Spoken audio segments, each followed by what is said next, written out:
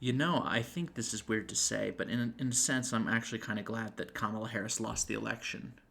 I mean, naturally, I didn't want either her or Donald Trump to win, but in a sense, I feel honestly pretty good about her defeat, just like I did with Hillary Clinton.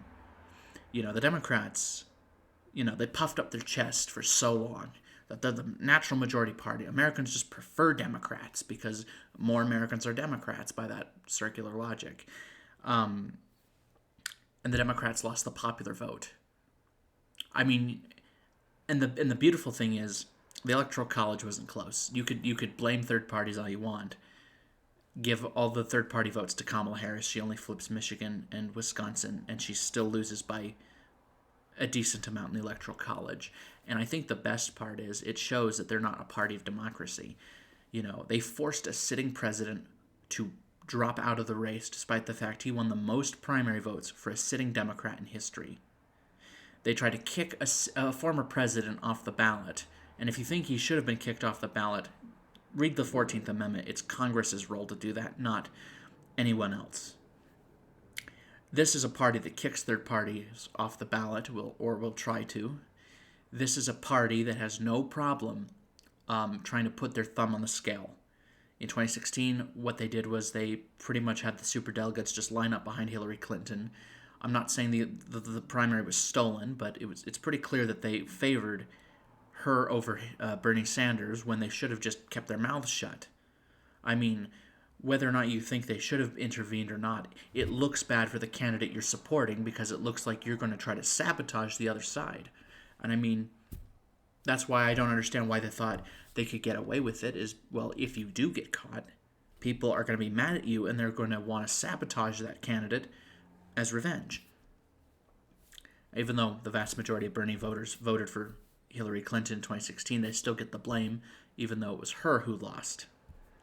I mean, in 2016, they spent $1 billion trying to defeat Donald Trump, and they lost. They spent even more to defeat him in 2020, and that time they succeeded. And in 2024, they spent even more to defeat him, and still lost.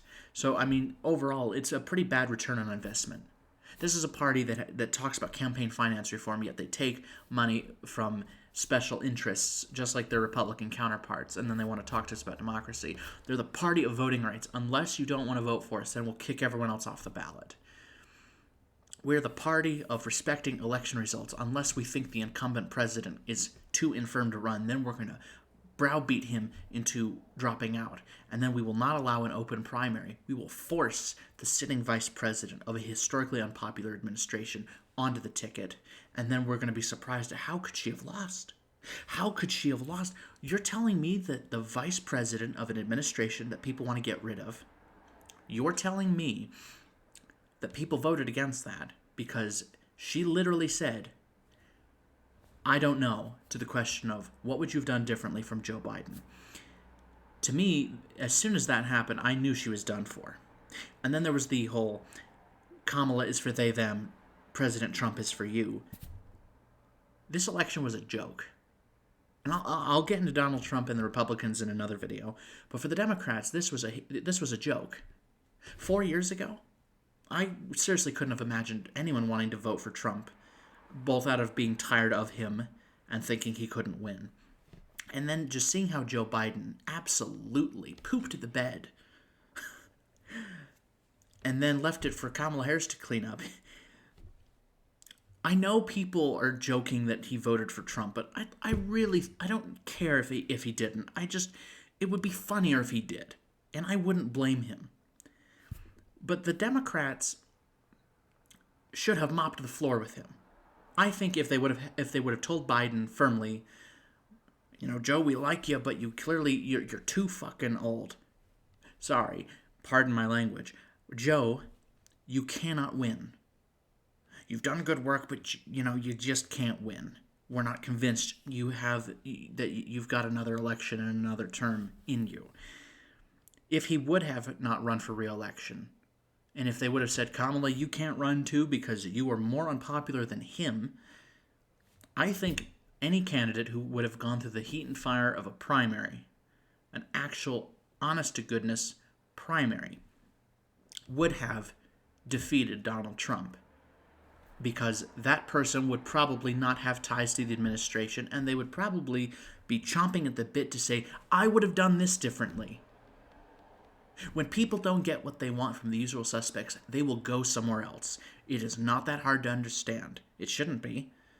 People voted for Biden in 2020 because they weren't getting what they wanted from Trump. The pandemic was getting worse. The economy was getting worse. People were dying from COVID, and people felt that voting him out would make things better. Turns out, it really didn't make much of a difference. People will say that, oh, but inflation's low and unemployment's low, but the after effects of COVID are still hitting people.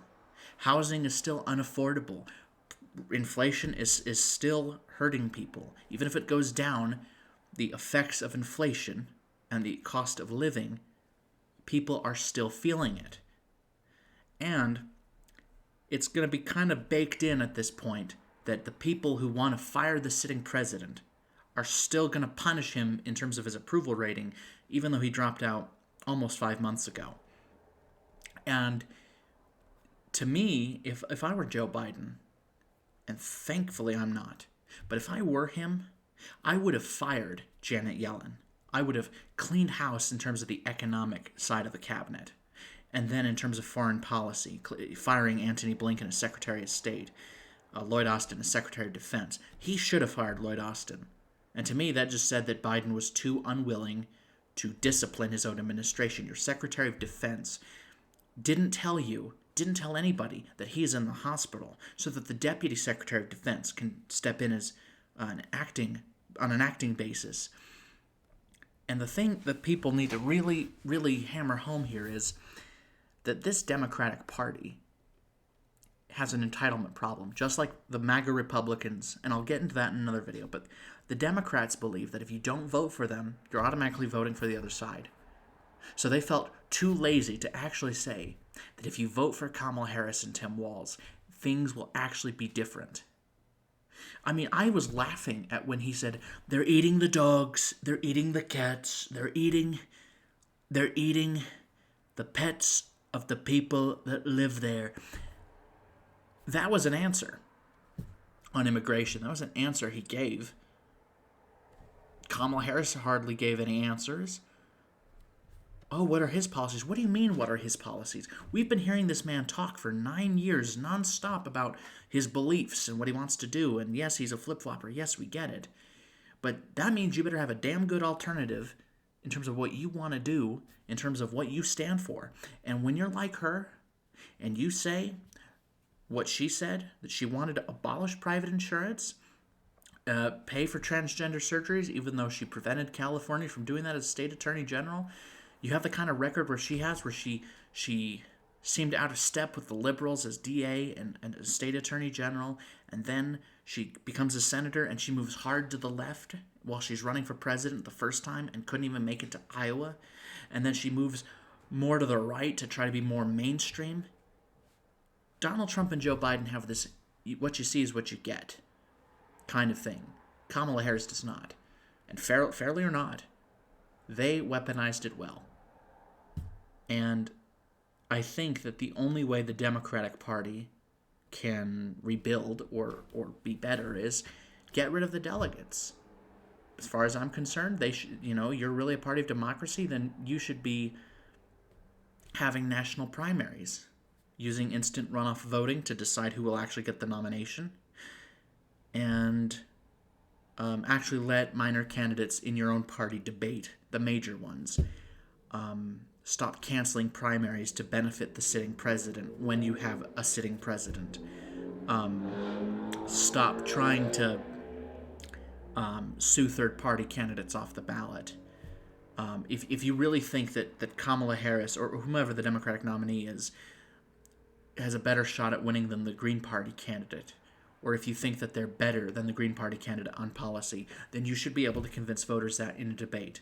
I am certain that if Jill Stein and Kamala Harris were in a debate, I am pretty certain that wouldn't have gone well for her, and that's why they don't let third parties debate. Look at what happened when they let Ross Perot debate.